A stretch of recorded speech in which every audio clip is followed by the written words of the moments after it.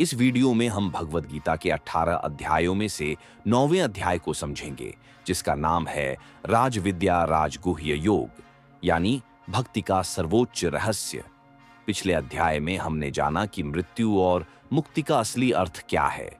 अब अर्जुन ने पूछा, हे माधव, भगवान का सच्चा स्वरूप क्या है और क्यों भक्ति को सबसे बड़ा रहस्य कहा जाता है? कृष्ण मुस्कुराए और बोले, अर्जुन, मैं हर हृदय में वास करता हूं। भक्ति वह सरल मार्ग है जहां इंसान भगवान को अपना मित्र मानकर समर्पण करता है। जो व्यक्ति मुझे पूरी तरह समर्पित होता है, मैं उसके सारे पाप हर लेता हूं और उसे मोक्ष प्रदान करता हूं। कृष्ण ने यह श्लोक कहा, सर्वधर्मान् परित्यज्य मामेकं शरणं व्रज, अहम त्वाम सर्व पापेभ्यो मोक्षयिष्यामि मा शुचः। इसका अर्थ है, सारे धर्मों और दिखावों को छोड़कर केवल मेरी शरण में आओ, मैं तुम्हें सभी पापों से मुक्त कर दूंगा। तुम्हें किसी बात की चिंता करने की जरूरत नहीं है।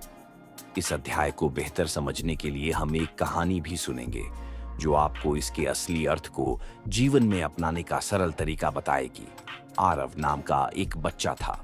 वह अक्सर अकेला महसूस करता, कभी-कभी डर जाता और सोचता, कोई है जो मेरी बातें समझे? एक दिन स्कूल में टीचर ने कहा, आरव, तुम्हारे पास हमेशा एक सच्चा दोस्त है, भगवान। अगर तुम उनसे अपने दिल की बात करोगे, तुम्हें कभी अकेलापन नहीं लगेगा। आरव ने उस रात आसमान के तारों को देखते हुए फुसफुसाया, भगवान, क्या आप मेरे दोस्त बन सकते हैं? दिल के भीतर से जैसे कोई कोमल आवाज आई, मैं तो हमेशा तुम्हारे साथ हूं। धीरे धीरे वह हर रात भगवान से बातें करने लगा, अपने डर, अपनी खुशी, अपने सपने सब कहने लगा। उसे एहसास हुआ कि जब वह भगवान को याद करता है तो उसके अंदर एक अनजाना साहस और खुशी भर जाती है।